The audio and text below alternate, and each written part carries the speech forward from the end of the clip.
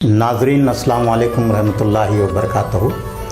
रमज़ानुल मुबारक के दौरान ATV गुलबर्गा पर सहर और अफ्तार के मौक़ों पर ख़ुसूसी प्रोग्राम रहमत रमज़ान पेश किया जाता है। आज इस प्रोग्राम में हमारे साथ तशरीफ़ फरमा है मौलाना डॉक्टर मोहम्मद काशिफ़ रज़ा साहब मिसबाही। आप दारुल उलूम रज़ा मुस्तफ़ा के मुदर्रिस हैं और इसी तरह मस्जिद पीर बुखारी के ख़तीब व इमाम हैं। आप एक बेहतरीन मुखर्रिर भी हैं और आप एक बेहतरीन अदीब भी हैं। तो आज इस प्रोग्राम में मौलाना आपका खैर मक़दम है। अस्सलाम वालेकुम रहमतुल्लाहि व बरकातहू। वालेकुम अस्सलाम व रहमतुल्लाहि व बरकातहू। जज़ाकल्लाहु खैर। जी मौलाना, सबसे पहले हमारे नाजरीन को ये बताएं कि रमज़ानुल मुबारक को रमज़ान का नाम क्यों दिया गया, इसको इस नाम से मौसूम करने की वजह क्या है?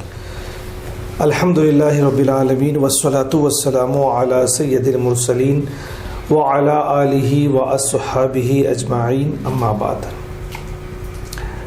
चूँकि रमज़ानुल मुबारक में कहीं मेरा जाना नहीं होता है, लेकिन यह आपकी मोहब्बत है कि आपकी दावत पर हाजिर हो गया।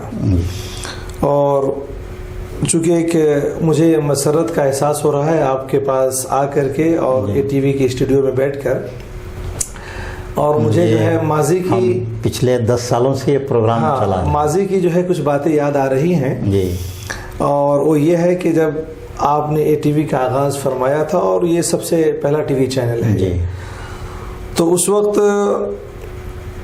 हमारे अजीज़म मौलाना सैयद मोहम्मद हुसैन रज़वी जी बानी दारुल गरीब नवाज़ गुलबर्गा शरीफ और मौलाना अब्दुल खलील अज़हरी जी, उस्ताद दारुल रज़ा मुस्तफ़ा और कारी अब्दुल वकील नूरी जी साहब के इश्तराक से रमज़ान के हवाले से हम ATV चैनल के ज़रिए जो है प्रोग्राम पेश किया करते थे। वो सारी बातें जो है जहन में आ गई।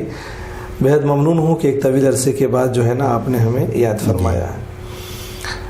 रमज़ानुल मुबारक को ये रमज़ान क्यों कहते हैं जी, इस हवाले से उलमाए किराम ने मुतअद्दिद बातें लिखी हैं।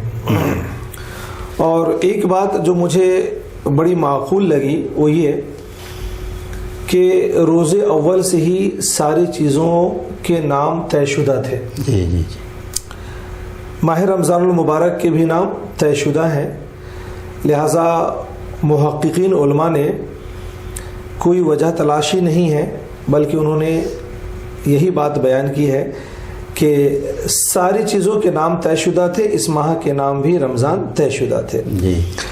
लेकिन जो उलमाए लुगत हैं, जो अल्फाज के मानी और मफाहीम और मुनासिबात पे गौर करते हैं जी, उन लोगों ने इस माह मुबारक को रमज़ान से मौसूम किए जाने पर लुग़वी और मानवी ताबीर बयान की है जी। और उन्होंने लिखा है कि रमज़ान लफ्ज़ रमज़ से बना है और इसका एक माना आता है जला देने के।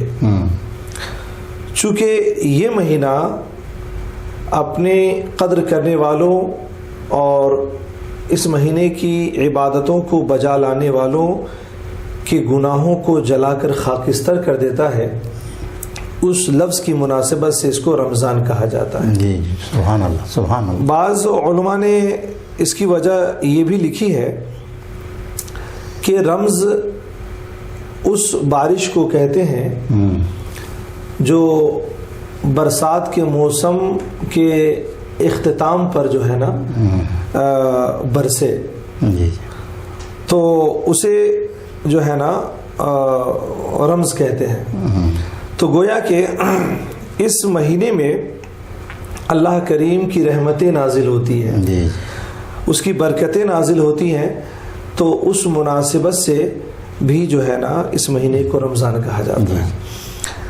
बाज़ उलमा ने रमज़ के माने सर सब्ज़ो शादाबी की भी बयान किए हैं और उन्होंने वजह ये लिखी है कि चूँकि इस महीने में بندوں کے گناہ جل کے خاکستر ہو جاتے ہیں تو اس کے اعمال میں، اس کی زندگی میں، قرب الہی میں ایک نئی تازگی آ جاتی ہے. لہذا اسی مناسبت سے اس مہینے کو رمضان کہا جاتا ہے. بہرکیف علماء کرام نے متعدد وجہ لکھی ہے اور اس لفظ کے جو بھی معنی ہو اس معنی سے اس ماہ کو کچھ نہ کچھ مناسبت ضرور حاصل ہے، لہذا اسی مناسبت سے رمضان کہا جاتا ہے. جی سبحان اللہ، آپ نے بہت ہی جامع تشریح فرمائی ہے. مولانا یہ بتائیں کہ روزے فرض کرنے کا مقصد کیا ہے؟ جی رمضان کے مہینے میں جو روزے فرض کیے گئے اس کا مقصد کیا ہے؟ ایمان والوں پہ روزے فرض کیے گئے. جی جی. اور اس کو قرآن پاک نے واضح لفظوں میں بیان کیا کہ یا ایھا الذین آمنوا کتب علیکم الصیام کما کتب علی الذین من قبلکم لعلکم تتقون. تو فرضیت کو بیان کرنے کے ساتھ ساتھ روزے کے برکات درجنوں ہیں، اس کے درجنوں مقاصد ہیں، مگر جس مقصد کو قرآن نے کوٹ کیا ہے وہ لعلکم تتقون، کہ تمہیں تقوی حاصل ہو جائے، پرہیزگاری حاصل ہو جائے. اس لحاظ سے یہ کہا جا سکتا ہے کہ روزے کے جتنے بھی مقاصد ہیں اس میں بنیادی جو مقصد ہے وہ ہے بندے کو تقوی مل جانا. اور تقوی کی جو برکات ہے وہ قرآن پاک نے متعدد مقام پر متعدد چیزوں کو بیان کیا ہے. تو کہیں پر رزق میں فراخی ہے، کہیں مصیبتوں سے نکل جانا ہے، اور بہت ساری چیزوں کو بیان کیا ہے. میں یہ سمجھتا ہوں کہ تقوی کے جتنے معنی قرآن میں بیان کیے گئے ہیں روزے سے وہ ساری برکتیں حاصل ہو جاتی ہے. سبحان اللہ. تو روزے کے تمام تر مقاصد اپنی جگہ، بنیادی مقصد یہ ہے کہ بندہ متقی بن جائے، پرہیزگار بن جائے. اچھا ایک چیز اور ہے کہ یہ پرہیزگاری کیا ہے. حضرت عمر رضی اللہ تعالیٰ نے حضرت ابی ابن کعب رضی اللہ تعالیٰ سے پوچھا تھا کہ روزے کا مقصد جو تقوی بیان کیا گیا یہ تقوی کیا ہے؟ تو آپ نے حضرت عمر سے پوچھا کہ عمر کبھی ایسے راستے سے گزرے ہو کہ جس کے دونوں طرف کانٹے دار جھاڑیاں ہوں؟ تو فرمایا جی گزرا ہوں. تو کہا کیسے گزرتے ہو؟ کہا اس طرح گزرتا ہوں کہ دامن کو سمیٹ لیتا ہوں تاکہ دامن کانٹے میں الجھ کر چاک نہ ہو جائے. تو فرمایا سنو، دنیا سے اس طرح گزر جانا کہ دامن گناہوں سے داغدار نہ ہو، یہی تقوی ہے. تو معلوم یہ ہوتا ہے کہ جو بندہ روزہ رکھے گا اور روزے کے ظاہری اور باطنی چیزوں کا اہتمام کرے گا تو انشاءاللہ العزیز وہ دنیا سے اسی طرح چلا جائے گا کہ اس کا دامن گناہوں کے داغ سے محفوظ ہوگا. جی سبحان اللہ. تو بنیادی مقصد ہے وہ تقوی حاصل ہو جانا. اور اس میں کوئی شک نہیں ہے کہ متعدد احادیث میں بھی بیان کیا گیا کہ مثال طور پر نوجوانوں کو جہاں پہ شادی کی تلقین کی گئی حدیث پاک میں اور پھر فرمایا گیا کہ اگر تم استطاعت نہ رکھتے ہو تو علیکم بالصوم، تم پر روزہ ہے کہ فإنه أغض للبصر وأحسن للفرج، کہ تمہاری نگاہوں کے اندر حیا پیدا کرتا، تمہاری شرمگاہوں کی حفاظت کرتا ہے. اور نگاہوں کے اندر حیا کا پیدا ہو جانا اور شرمگاہوں کا محفوظ ہو جانا، اس سے بڑا تقوی اور کیا ہو سکتا ہے؟ معلوم یہ ہوتا ہے کہ انسان کا اپنے تمام تر گناہوں سے بچا لینا یہ تقوی ہے، اور یہ سب سے تیزی سے جس چیز سے حاصل ہوتی ہے وہ روزہ ہے. جی جی سبحان اللہ سبحان اللہ. مولانا یہ بتائیں کہ حضور اکرم صلی اللہ تعالیٰ علیہ وآلہ وسلم اور صحابہ اکرام رمضان المبارک کا کس طرح احترام اور اہتمام فرماتے تھے؟ سچائی یہ ہے کہ یہ مہینہ آیا ہی ہے اس لیے کہ لوگ اس کی قدر کریں اور اس کا اہتمام کریں. حضور کی سیرتیں اور صحابہ کی سیرتیں ہمارے سامنے موجود ہیں. کاش امت مسلمہ نے اس کو سیکھا ہوتا، پڑھا ہوتا اور احترام کیا ہوتا. جب شعبان کا مہینہ آتا تھا تو حضور نبی کریم علیہ الصلوۃ والسلام رمضان کے احترام میں یہیں سے روزہ رکھنا شروع کر دیتے تھے. بلکہ روایتیں یہ آتی ہیں کہ صحابہ نے فرمایا کہ حضور نے سب سے زیادہ رمضان کے بعد جس مہینے میں کثرت سے روزہ رکھا ہے وہ شعبان کا مہینہ ہے. بلکہ بعض روایتیں یہ بھی ملتی ہیں کہ بعض دفعہ حضور نے پورے شعبان کا روزہ رکھا ہے، اور صرف اس لیے کہ رمضان کی قدر ہو، رمضان کا اہتمام کیا جائے. بلکہ صحابہ کرام رضوان اللہ تعالی علیہم اجمعین کے بارے میں یہ باتیں آتی ہیں کہ رمضان میں پورے خلوص کے ساتھ عبادت ہو اور کسی طرح کے دوسرے کوئی مسائل نہ آئیں، تو زکوٰۃ کو بھی وہ شعبان میں ہی نکال دیا کرتے تھے تاکہ یہ بھی ذمہ داریاں رمضان میں باقی نہ رہے، اور رمضان کی جو عبادتیں ہیں وہ پورے خلوص کے ساتھ ادا کیا جا سکے۔ لہٰذا رمضان کے روزے، تراویح اور دیگر عبادتوں کے احترام کے لیے حضور نبی کریم علیہ الصلوۃ والسلام نے بھی اور صحابہ کرام نے بھی شعبان سے ہی اہتمام کرنا شروع کر دیا۔ ہمارے پاس بھی لوگ اہتمام کرتے ہیں مگر عبادت کے لیے کم، تجارت اور کاروبار کے لیے زیادہ کرتے ہیں۔ اللہ تعالیٰ امت مسلمہ کو صحیح شعور اور صحیح سمجھ عطا فرمائے کہ وہ رمضان کی قدر کرے اور اس کی تمام تر عبادتوں کی قدر کرے۔ جی، آپ نے کچھ باتیں میرے اگلے سوال سے متعلق بھی کہی ہیں کہ میرا اگلا سوال یہ ہے کہ ہمارے رمضان المبارک میں اور صحابہ اور حضور کے رمضان المبارک کے اہتمام میں کیا فرق ہے؟ جی، سچائی یہ ہے کہ انہوں نے جو اہتمام کیا اور جو احترام کیا، ہم تو اپنا تصور بھی وہاں تک لے کے نہیں جا سکتے۔ جی، ہمارے پاس تو تصور اہتمام کا مکمل طور سے فقدان ہو گیا ہے۔ عالم یہ ہے کہ رمضان کے نام پر ہم عبادتوں کا اہتمام کم، مسجدوں کی سجاوٹ کا اہتمام زیادہ کرتے ہیں، کاروبار کو ترقی دینے کا اہتمام زیادہ کرتے ہیں۔ مسجدیں آپ جا کے دیکھیے، کلر کیا جا رہا ہے، دیگر صاف صفائی کا انتظام کیا جا رہا ہے، سب کچھ کیا جا رہا ہے، مگر صورتحال یہ ہے کہ مسجد تو بنا لی شب بھر میں ایمان کی حرارت والوں نے، من اپنا پرانا پاپی تھا برسوں میں نمازی بنا سکے۔ تو رمضان کے اہتمام کے نام پر آج ہم در و دیوار کو تو سجا رہے ہیں، خود کو سجانے کی توفیق نہیں مل رہی ہے۔ مسجدوں کو تو سجا رہے ہیں مگر عبادتوں سے خود کو کیسے سجانا ہے اس کا تصور ختم ہوتا جا رہا ہے۔ ہمیں اس کی طرف توجہ دینا ہے۔ رہی بات کہ حضور صلی اللہ علیہ وسلم اور صحابہ کرام اور ہمارے درمیان فرق کا معاملہ، تو ہم تو ظاہری اعتبار سے بھی باطنی اعتبار سے بھی صحابہ کے اہتمام اور عبادتوں کے تصور تک تو کسی طرح نہیں پہنچ سکتے ہیں۔ جی نہیں، ان کی کسی قدر یعنی رمضان کا جو اصل تصور ہے ایک طرح سے پورا ختم کیا جا رہا ہے کہ ہم بہت تشویش کی بات ہے۔ جو عبادتوں کی طرف جانی چاہیے ہم اس کی طرف نہیں جا رہے ہیں، بلکہ ہم کسی اور کی طرف رخ کیے ہوئے ہیں۔ یہ بہت بڑا المیہ ہے۔ تو میں اس پروگرام کے آخر میں آپ سے ایک سوال کروں گا جس میں ایک امت کو ایک پیغام ہو کہ دیکھیے کہ رمضان المبارک کے حوالے سے، یعنی جیسا کہ ابھی آپ نے اپنی گفتگو میں بتایا کہ رمضان کا مقصد ہی ہماری نظروں سے اوجھل ہو چکا ہے۔ تو ان حالات میں تاجروں اور خاص کر نوجوانوں کو آپ کیا پیغام دینا چاہیں؟ ایک چیز ہے کہ ہمارے سماج میں صورتحال ایسی بن چکی ہے کہ ہم پوری ذمہ داریاں اور پورے قصور تاجروں کو نہیں دے سکتے، ہمارا بھی قصور ہے کہ اگر رمضان میں تجار حضرات عبادت سے زیادہ اگر کاروبار کی طرف بڑھتے ہیں تو ان کو یہ ذہنیت ہم نے دی ہے کہ ہم بھی جو ہے کپڑا خریدنے، کپڑا سلانے اور دیگر چیزوں کا اہتمام رمضان میں کریں، حالانکہ ان چیزوں کا اہتمام رمضان سے پہلے کیا جا سکتا ہے۔ تو اگر تھوڑی سی تبدیلی ہم اپنے اندر لائیں، بے شک تھوڑی سی تبدیلی تجار بھی اگر اپنے اندر لائیں تو امید ہے کہ ماحول اچھا بن سکتا ہے۔ ورنہ آپ عالم یہ دیکھیں کہ 3 دن کی تراویح کیوں ہو رہی ہے؟ صرف اس لیے کہ تجارت کو فروغ دیں۔ 10 دن میں ختم قرآن کا اہتمام کیوں ہو رہا ہے؟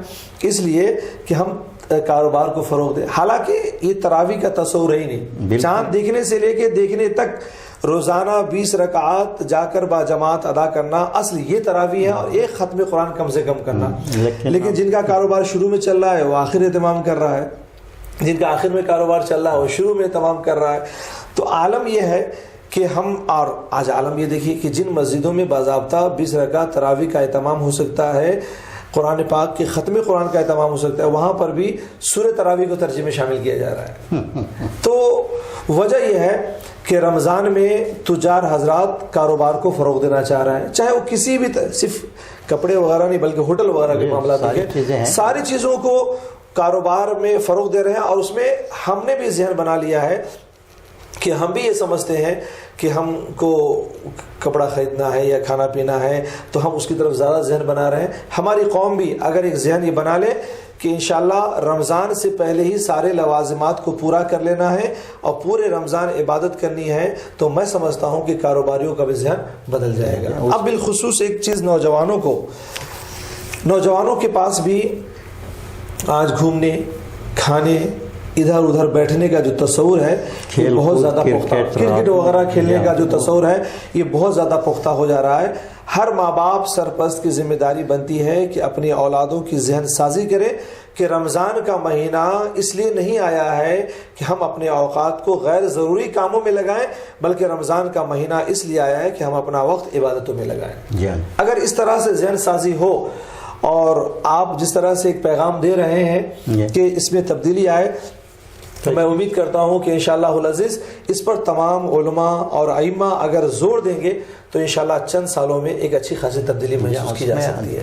جتنا زیادہ وقت تجارت کے لیے، کھانے پینے کے لیے دیا جا رہا تو اس وقت کو کم کر کے کم کر عبادتوں میں وقت لگایا جا سکتا ہے۔ ہم بھی چاہیے کہ ہم ایک ابھیان چلائیں کہ رمضان کی جو تیاریاں وہ ہم شعبان میں ہی کر لیں، تو اگر یہ تیاریاں ہو جائیں تو انشاءاللہ العزیز مجھے امید ہے کہ ایک اچھی تبدیلی آ سکتی ہے اور ایک اچھا ذہن بن سکتا ہے۔ تو ہم مولانا محمد کاشف رضا صاحب کے شکر گزار ہیں کہ انہوں نے آج کے ہمارے اس پروگرام میں وقت دیا اور ہمارے ناظرین کی بہترین رہنمائی فرمائی اور تلقین فرمائی، اور رمضان المبارک کے حوالے سے آپ کی گفتگو ہمارے دیکھنے والوں کے لیے سبق آموز ہوگی، ایسی ہم امید کرتے ہیں۔ اور ساتھ ہی ایک بار پھر ہم اپنے اس پروگرام کے ذریعے تمام نوجوانوں سے گزارش کرتے ہیں کہ وہ اپنے اوقات میں، اپنی سرگرمیوں میں تبدیلی لائیں اور زیادہ سے زیادہ وقت عبادتوں میں گزاریں، اور اسی کے ساتھ عامت المسلمین سے بھی ہماری یہ اپیل ہے کہ آپ رمضان کے تقدس کو، رمضان کے احترام کو اور رمضان میں حاصل ہونے والے فوائد کو زیادہ سے زیادہ آپ اہمیت دیں۔ اور انسانی تقاضے ہوتے ہیں، انسانی بشری تقاضے ہوتے ہیں، لیکن ان تقاضوں پر غالب آنا بھی یہ ایک مومن کی، ایک مسلمان کی علامت ہے۔ تو ہم بشری تقاضوں سے اوپر اٹھ کر رمضان المبارک کا احترام کریں گے۔ انشاءاللہ یہ پروگرام اختتام رمضان تک جاری رہے گا اور بہت سارے علماء کرام کے اس پروگرام میں بیانات، گفتگو، خطابات ہوں گے۔ یہ پروگرام روزانہ افطار اور سحر سے آدھا گھنٹہ قبل اے ٹی وی گلبرگہ پر آپ فیس بک، یوٹیوب پر دیکھ سکتے ہیں۔ A T V Gulbarga type کر کے آپ یہ پروگرام راست دیکھ سکتے ہیں اور اپنے دوست احباب کو بھی شیئر کر سکتے ہیں۔ اچھی بات، دین کی بات دوسروں تک پہنچانا بھی ایک صدقہ جاریہ ہے، اور ہمارا مقصد یہی ہے کہ ملت میں ایک اصلاح کا ماحول پیدا ہو اور ایک تبدیلی آئے۔ ہماری یہ چھوٹی سی کوشش ہے، اگر آپ اس کوشش میں ہمارے ساتھ جڑ جائیں گے تو یقیناً یہ کوشش کامیاب ہوگی۔ اللہ حافظ۔